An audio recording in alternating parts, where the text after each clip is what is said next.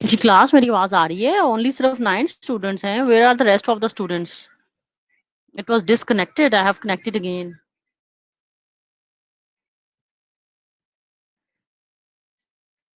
Rest of the students किधर हैं? Because अभी तो बहुत ही कम नजर आ रहे हैं मुझे.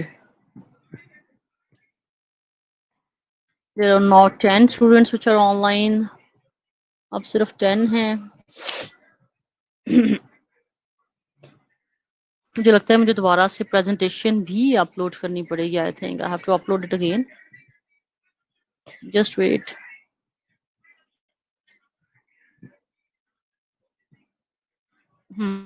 ठीक है जी, ये तो हो गया. I think it has been uploaded.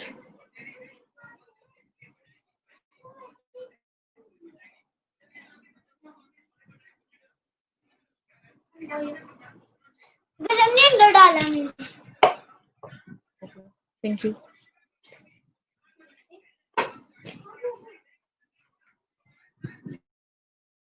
Just wait.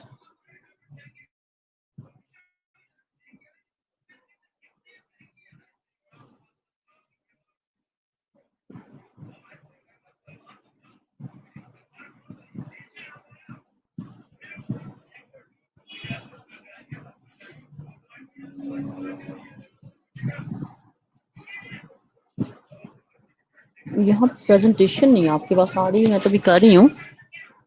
एक सेकंड, जस्ट वेट. मेरे ख्याल है कि प्रेजेंटेशन तुम लोग की अगर तुम लोग की स्क्रीन पर नजर आ रही है एंजाइम्स की प्रेजेंटेशन के नहीं, please reply. Are you able to get it? मेरी आवाज आ रही है सबको? Class, is the voice is clear? और are you able to look the presentation on the screen, enzymes presentation, because it was disconnected and now the presentation is not uploaded. Are you able to look at it? No. Okay, just wait.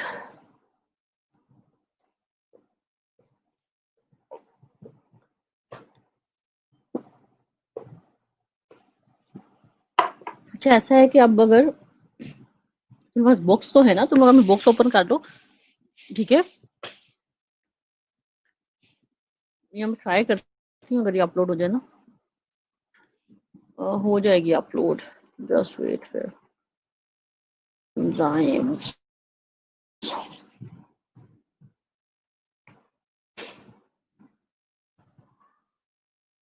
जी हम कर रहे थे basically inhibitors. ठीक है, तो inhibitors जो है ना हमारी बॉडी में नेचुरली नहीं होते, बट ड्रग्स की फॉर्म में देयर आर सर्टेन इनहिबिटर्स. ठीक है, ड्रग्स की फॉर्म में बेसिकली इनहिबिटर्स जो है हमारी बॉडी में होते हैं. वो मेडिसिन होती हैं बेसिकली. ठीक है, जो हम लेते हैं. फॉर एग्जांपल देखो, एक एंजियोटेंसिन कन्वर्टिंग एंजाइम है जो कि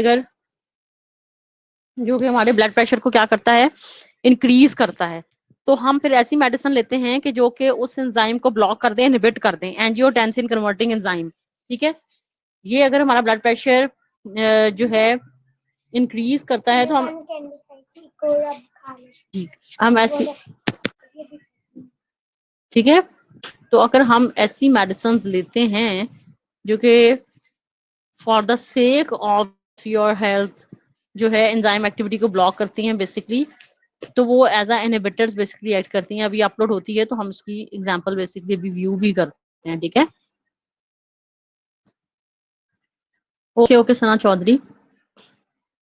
स्लाइड्स ही मैं अपलोड बेसिकली कर रही हूँ और it will take some time, क्योंकि जिस फाइल का साइज डेफिनेटली बड़ा होता है तो फिर वो थोड़ा सा टाइम भी लेती है.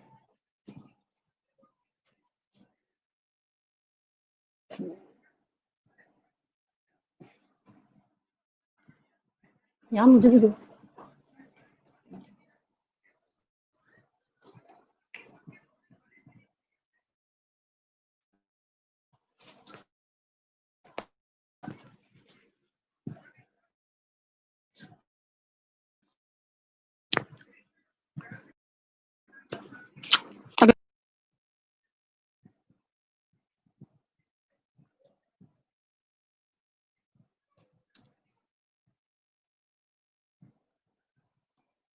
You can open your books जब तक. अगर नहीं भी प्रेजेंटेशन होती जो ऑन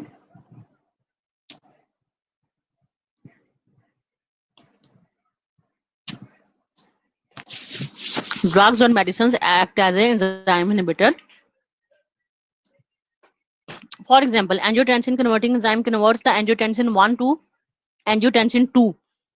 अब जो angiotensin 2 है, that is the basically active form of angiotensin, and that is a very strong, very potent basically vasoconstrictor. Upload नहीं हुई मेरे ख्याल में ना.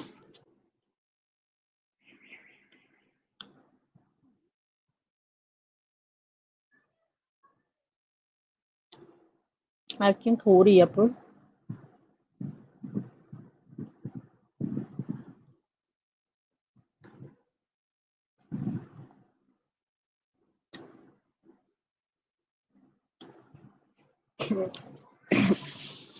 अच्छा ऐसा है कि जब से मैंने रिकनेक्ट किया है ना, प्रेजेंटेशन तो तुम लोग यहाँ पे नजर नहीं आ रही मेरी स्क्रीन पे, पता नहीं क्यों.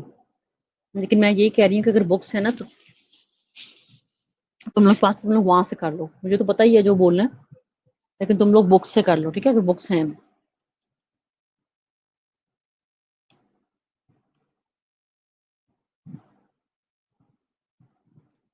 ओके, तो मैं अब तुम लोगों को ये बता रही हूँ कि एंजियोटेंसिन जो हमारी बॉडी में होता है ना, वो एक्टिव फॉर्म में नहीं होता, ठीक है. एंजियोटेंसिन 1 होता है इनएक्टिव फॉर्म में, ठीक है. और एंजियोटेंसिन कन्वर्टिंग एंजाइम क्या करता है कि एंजियोटेंसिन 1 को एंजियोटेंसिन 2 में कन्वर्ट करता है, ठीक है, जो कि एंजियोटेंसिन की है एक्टिव फॉर्म, और ये है वेजोकंस्ट्रिक्टर, ठीक है. तो अब एंजियोटेंसिन 2 क्या करता है, वेजोकंस्ट्रिक्टर है, तो ये ब्लड प्रेशर को क्या करेगा, इंक्रीज करेगा. तो एंजियोटेंसिन कन्वर्टिंग एंजाइम इनहिबिटर, ठीक है, एंजियोटेंसिन कन्वर्टिंग एंजाइम ने एंजियोटेंसिन 1 को 2 में चेंज किया, जो कि वेजोकंस्ट्रिक्टर है. अब एंजियोटेंसिन कन्वर्टिंग एंजाइम इनहिबिटर जो है वो एज अ मेडिसिन की फॉर्म में हमें मिलेगा, हम ड्रग की फॉर्म में लेंगे, ताकि वो इस एंजाइम को इनहिबिट कर दे और 1 जो इनएक्टिव एंजियोटेंसिन है वो 2 में चेंज ही ना हो. जब एंजियोटेंसिन 1 2 में नहीं चेंज होगा तो इसका मतलब है ब्लड प्रेशर कॉज नहीं करेगा, ठीक है. तो ये एग्जांपल है कि how basically inhibitors act in our body, ठीक है. जो एंजाइम के इनहिबिटर्स हैं वो हमारी बॉडी में नेचुरल कोई इनहिबिटर नहीं होता, जो हम एक्सोजीनियस सोर्स से मेडिसिन वगैरह लेते हैं वही as a enzyme inhibitors basically काम करते हैं, ठीक है. तुम लोग बुक्स हैं तो ये ओपन कर सकते हो तुम लोग, ठीक है. बुक्स हैं तो वो तुम लोग उसको ओपन कर सकते हो.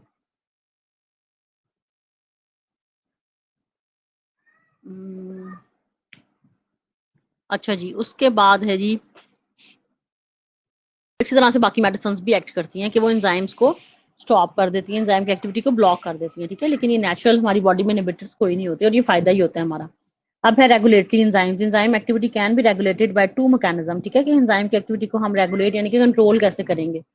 तो वो है बाय नॉन कोवलेंट मॉडिफिकेशन, ठीक है, and by the covalent modification. दो तरीके हैं जिससे हम एंजाइम की एक्टिविटी को कंट्रोल कर सकते हैं, ठीक है. और एक टर्मिनोलॉजी इसमें ना और लिखी हुई है, रेगुलेटरी जो एंजाइम्स है ना इनको हम एलोस्टेरिक एंजाइम्स भी कहते हैं, ठीक है. एलो का मतलब होता है अदर और स्टेरिक का मतलब होता है साइट. एलोस्टेरिक एंजाइम्स यानी कि एंजाइम्स जिनकी, ठीक है, एक्टिव साइट के अलावा जिन इनकी सरफेस पे जो है ना और भी साइट्स होती हैं जहाँ पे डिफरेंट कंपाउंड्स बाइंड कर सकते हैं. Allosteric enzymes, they are called as allosteric enzymes. अब एंजाइम की जो रेगुलेशन है बेसिकली मैंने बताया वो कोवलेंट मॉडिफिकेशन से भी हो सकती है, और वो दरवाजा बाथरूम का बंद है, और नॉन कोवलेंट मॉडिफिकेशन से भी हो सकती है. अब नॉन कोवलेंट मॉडिफिकेशन का मतलब ये है कि एक्टिव साइट के अलावा मैंने बताया एंजाइम की सरफेस पे और भी साइट्स होती हैं, इसको हम एलोस्टेरिक साइट्स कहते हैं, ठीक है. एलो दर स्टेरिक का मतलब साइट्स यानी कि और साइट्स एक्टिव साइट्स के अलावा, ठीक है. एलोस्टेरिक साइट्स कहते हैं जो एंजाइम की सरफेस पे दूसरी साइट्स होती हैं, ठीक है. अब जो चीजें एंजाइम की एक्टिविटी को इंक्रीज करते हैं उसको हम एक्टिवेटर भी कहते हैं और इफेक्टर भी कहते हैं. तो जब तक इफेक्टर जो है ना उस अदर साइड पे लगा रहता है ना एंजाइम एक्टिव रहता है, और जब इफेक्टर को हम रिमूव कर लेते हैं तो एंजाइम इनएक्टिव हो जाता है, ठीक है. कुछ जगहों पे इसको पॉजिटिव इफेक्टर और नेगेटिव इफेक्टर का भी नाम दिया गया, यानी कि पॉजिटिव इफेक्टर एंजाइम की एक्टिविटी को इंक्रीज करेगा और नेगेटिव इफेक्टर एंजाइम की एक्टिविटी को डिक्रीज करेगा. दूसरी एक चीज है feedback inhibition of the enzyme. Feedback inhibition ना उसी तरह से है जैसे कि हमने हार्मोन्स पढ़े थे ना, तो उसमें की थी कि हार्मोन खुद ही अपनी प्रोडक्ट को कंट्रोल कर रहे हैं. तो फीडबैक इनहिबिशन में भी ना यही कहानी है एंजाइम्स जो है ना वो खुद ही अपनी प्रोडक्ट को कंट्रोल करता है, ठीक है। Allosteric enzymes can be inhibited by the product of its own catalytic product. देखो जो मैंने अभी बताया था ना कि ए बी में चेंज हो रहा है, बी सी में और सी डी में, तो जितनी जल्दी हम डी को रिमूव करेंगे रिएक्शन हमारा पॉजिटिव जाएगा। अभी हमने बात की थी ना, ये नेगेटिव फीडबैक की भी यही एग्जांपल है कि जब कोई भी प्रोडक्ट जो एंजाइम का फंक्शन था, यानी कि उसने फॉर एग्जांपल कोई प्रोटीन सिंथेसिस का प्रोसेस है उसमें एंजाइम यूज हो रहा है, ठीक है। तो प्रोटीन जो बननी थी एल्ब्यूमिन वो बन गई, हमारी बॉडी में ग्लोबुलिन बननी थी वो बन गई। तो जब एल्ब्यूमिन और ग्लोबुलिन की हाई अमाउंट हो जाएगी ना बॉडी में, तो खुद ही अपनी प्रोडक्शन को बेसिकली कंट्रोल करेंगे कि जो एंजाइम इन्हें बना रहा है ना उसको ये इनएक्टिव कर देंगे। जब एंजाइम इनएक्टिव हो जाएगा तो रेट ऑफ रिएक्शन तो बेसिकली स्टॉप हो जाएगा, ठीक है। तो इस ऐसे मैकेनिज्म को जिसमें प्रोडक्ट खुद अपनी जो रिएक्शन है उसको कंट्रोल करती है, प्रोडक्ट खुद अपने रिएक्शन को कंट्रोल करती है, उसको हम कहते हैं बेसिकली उसको हम क्या कहते हैं, फीडबैक इनहिबिशन, ठीक है। कि प्रोडक्ट जो है जब एक्सेस में हो जाती है तो वो खुद ही अपनी प्रोडक्ट को बेसिकली कंट्रोल करते हैं।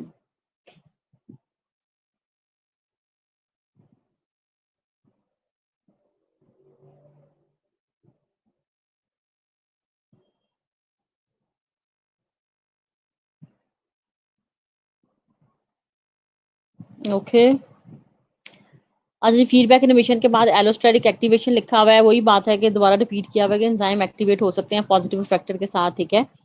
और फीडबैक इनहिबिशन भी दोबारा बार बार रिपीट किया हुआ है, ठीक है। ऐसी मॉडिफिकेशन को सिंपली हम कहते हैं नॉन कोवलेंट मॉडिफिकेशन। अब कोवलेंट मॉडिफिकेशन का मतलब क्या है बेसिकली, ठीक है।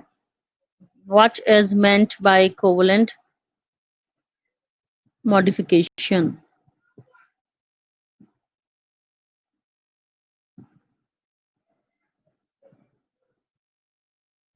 जो कोवलेंट मॉडिफिकेशन है बेसिकली उसका मतलब ये है कि एंजाइम्स के साथ जब तक कोई ना कोई ग्रुप यानी कि फॉस्फेट ग्रुप, ठीक है, या मिथेन ग्रुप, मिथाइल ग्रुप, या कोई ना कोई ग्रुप अटैच रहता है ना जो उसकी एक्टिविटी के लिए इंपॉर्टेंट है, तो तब तक एंजाइम एक्टिव रहता है। जब वो ग्रुप रिमूव कर दिया जाता है ना तो एंजाइम हो जाता है बेसिकली इनएक्टिव, ठीक है।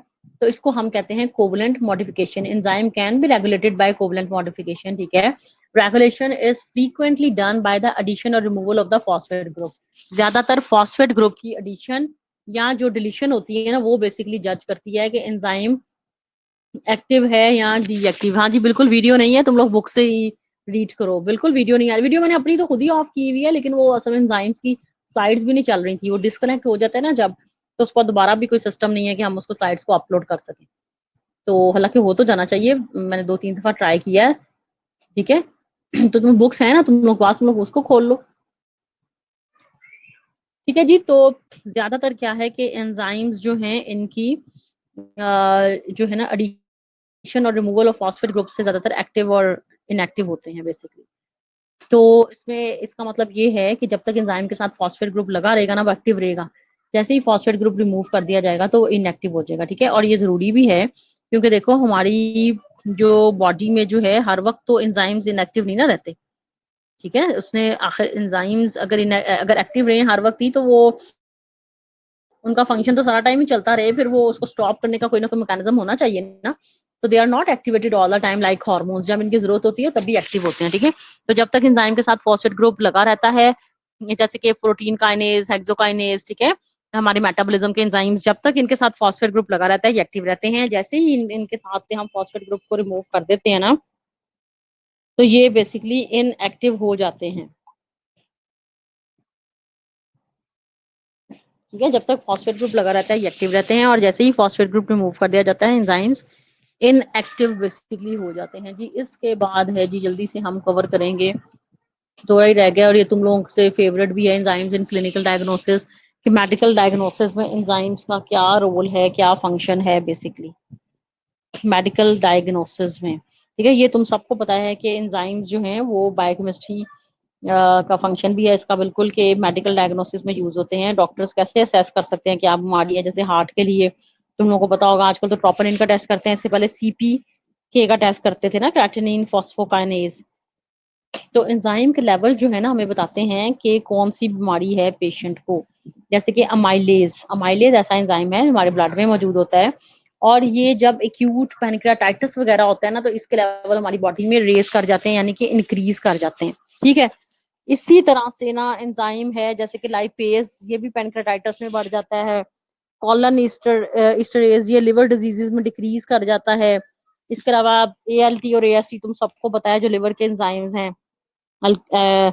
सीरम ग्लूटामेट जो है ट्रांसफर अमाइनेज, और एएलटी एसटी भी, एएसटी भी हम जिनको कहते हैं। ठीक है, तो ये जो एंजाइम्स हैं बेसिकली ये क्या करते हैं कि इनके लेवल्स जो है ना लिवर डिजीजेस में जो है ना बढ़ जाते हैं, एएसटी और एएलटी के, इनके लेवल्स जो हैं वो लिवर डिजीजेस में इंक्रीज कर जाते हैं। जब इनके लेवल्स इंक्रीज कर जाते हैं तो ये they act as a indicator कि अब कोई ना कोई जो है ना मसला बेसिकली पेशेंट को हो रहा है।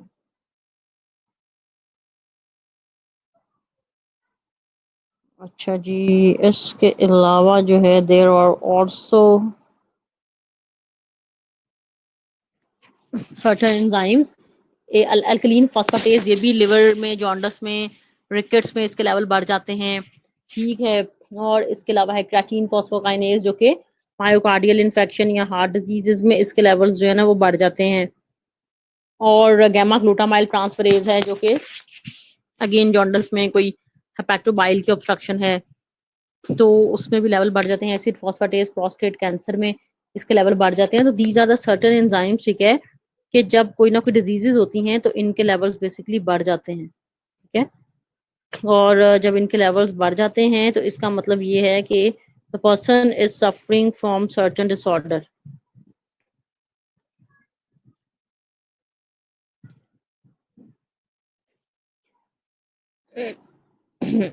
अच्छा जी, सीपीके की जगह आजकल हम ट्रोपोनिन यूज कर रहे हैं, ये तुम सबको पता, ट्रोपोनिन आई, ट्रोपोनिन टी, जो कार्डियोलॉजी में है उनको तो पता होगा।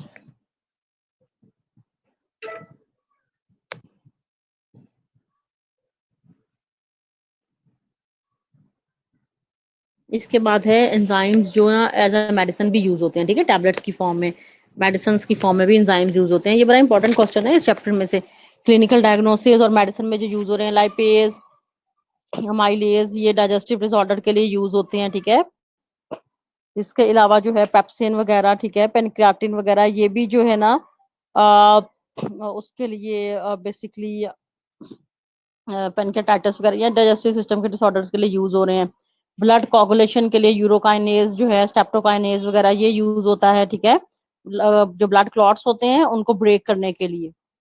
ठीक है, इसके अलावा जो है जी, इसके अलावा जो increase blood supply to tissues, kallikrein is used for the impairment of the blood supply to the tissues, for example extremities and the heart. Kallikrein जो है वो ब्लड सप्लाई को इंक्रीज करने के लिए यूज होता है। इसके अलावा जो एंजाइम्स हैं वो ऑइंटमेंट्स में यूज हो रहे हैं। जैसे कि हाइलुरोनिडेज, हाइलुरोनिक एसिड हमने पढ़ा था ना कार्बोहाइड्रेट्स में, तो hyaluronidase is the basically enzyme, hyaluronidase is basically the enzyme जो कि यूज हो रहा है बहुत ज्यादा ऑइंटमेंट्स में। ठीक है, क्योंकि ऑइंटमेंट्स में अगर हाइलुरोनिडेज होगा तो हाइलुरोनिक एसिड को ब्रेक करेगा और आपकी मेडिसिन जो है वो पेनिट्रेट कर सकेगी, अदरवाइज तो पेनिट्रेट नहीं कर सकेगी स्किन के अंदर। तो it is due to basically hyaluronidase enzyme के जो मेडिसिन है वो पेनिट्रेट कर पाती है आपकी स्किन के अंदर। So these are the enzymes which are used in basically medicines, जो कि मेडिसिन्स में यूज हो रहे हैं। इसके अलावा जी हमारे पास और क्या था इसमें, चेक कर लें जरा। इसके अलावा trypsin and chymotrypsin are used for the degradation of necrotic tissues, message of pus की डिग्रेडेशन के लिए। ठीक है, और इसके अलावा वुंड्स क्लीनिंग के लिए, वुंड हीलिंग के लिए ट्रिप्सिन और काइमोट्रिप्सिन जो हैं दोनों एंजाइम्स बड़े मेडिसिन की फॉर्म में यूज होते हैं। फिर एल एस्पार्जिनेज जो है वो कैंसर की और उसकी लिम्फोब्लास्टिक ल्यूकीमिया जिसमें व्हाइट ब्लड सेल्स वगैरह काफी बढ़ जाते हैं, उसकी ट्रीटमेंट के लिए बच्चों में L asparaginase is the enzyme that is used for the treatment of lymphoblastic leukaemia especially in the children. ठीक है, तो ये सारे फंक्शंस हैं एंजाइम्स के, तो they are highly important basically. मेरा ख्याल है कि इतना ही है जी एंजाइम्स के चैप्टर में। बिल्कुल, so this was one of the important chapter, ठीक है, एंजाइम्स जो है।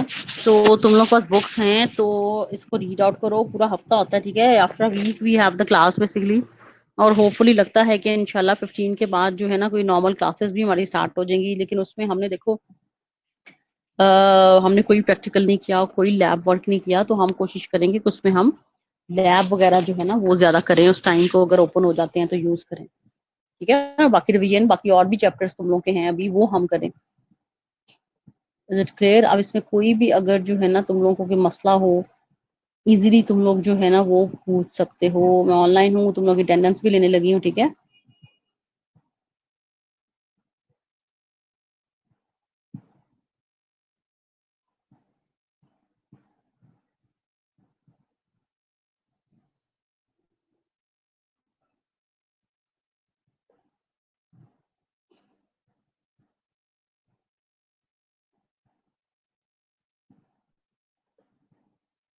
ठीक है जी, मैं तुम लोग की जरा अटेंडेंस अब जरा मार्क करूँ। अच्छा जी, मेरे पास अब देयर आर स्टूडेंट्स जो हैं, अटेंडेंस जो हैं, there are only 19 students which are online. Let me check.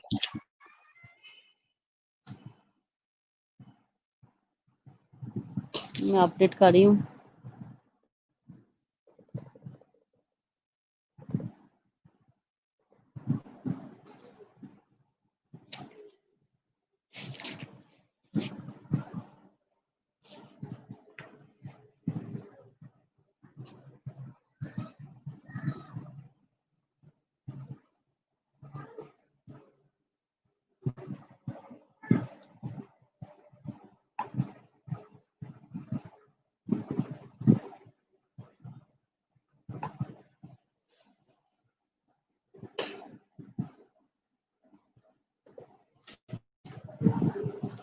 Okay, I am going to take your attendance, ठीक है,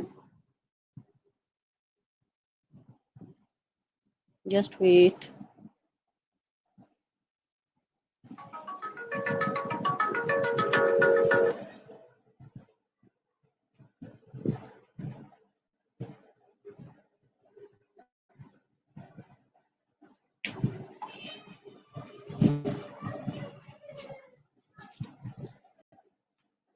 ओके जी, जस्ट वेट।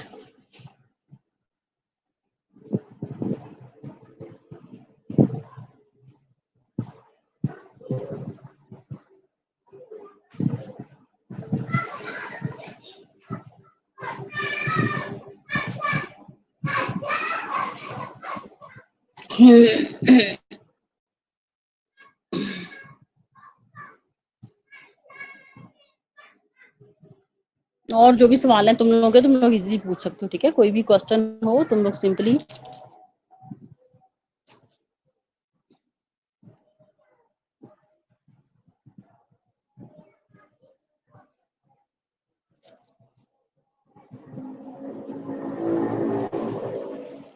पूछ सकते हो, जो भी तुम लोग के क्वेश्चंस वगैरह हैं, ठीक है।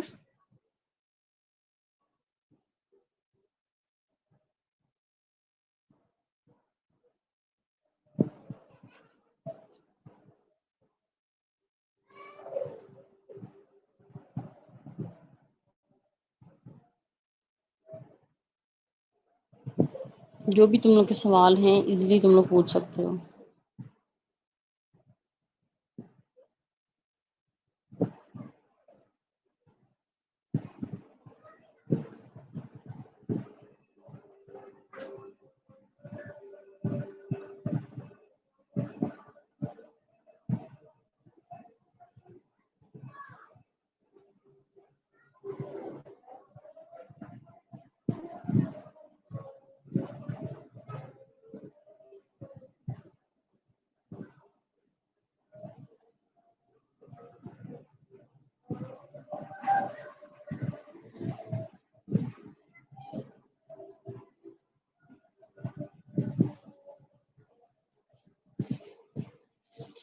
अच्छा जी, अटेंडेंस में तुम लोग की ले ली है।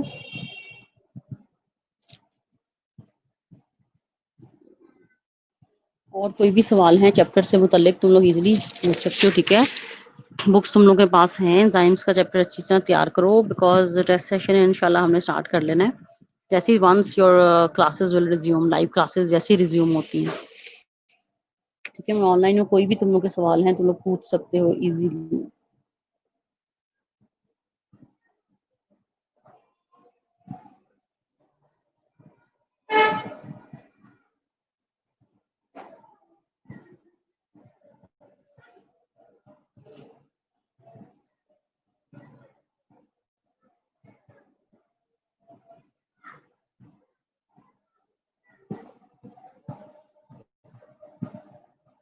ठीक है क्लास, लड़के तो जो भी मैं सवाल पूछूं बिल्कुल पार्टिसिपेट नहीं करते। शहजाद, हबीबुल्ला, कोई रिप्लाई तुम लोगों की तरफ से नहीं आता। कम से कम एक्टिव पार्टिसिपेशन होनी चाहिए।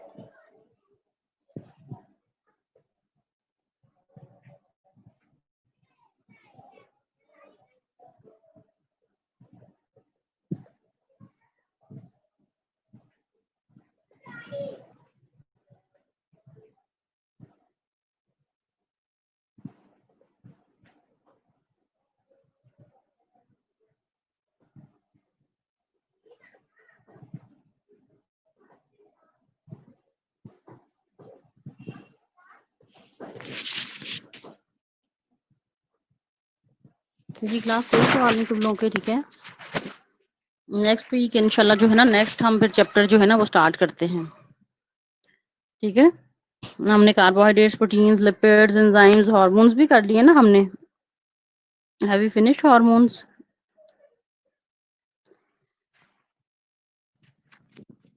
न्यूक्लिक एसिड्स, हार्मोन्स सब हमने कर लिया है। तो फिर हम मेटाबॉलिज्म स्टार्ट करेंगे नेक्स्ट टाइम, ठीक है। ग्लूकोज का मेटाबॉलिज्म, कार्बोहाइड्रेट्स का। Have you done with the hormones ना? I think we have done with hormones. हम फिर मेटाबॉलिज्म जो है ना वी विल स्टार्ट इंशाल्लाह नेक्स्ट वीक ना। लेकिन तुम लोग तब तक जो है ना ये लाजमी इनको करो रीड आउट, पिछले जितने भी टॉपिक्स हैं,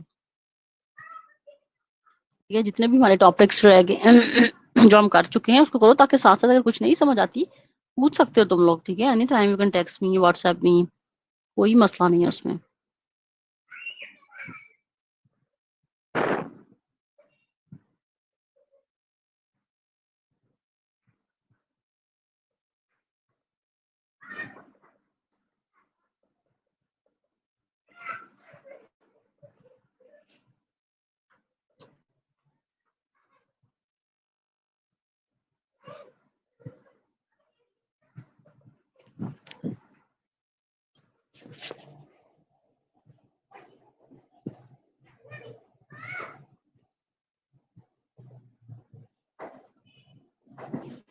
ठीक है क्लास, फिर आज के लिए तो खुदा हाफिज है। नेक्स्ट टाइम इंशाल्लाह फिर होती है मुलाकात।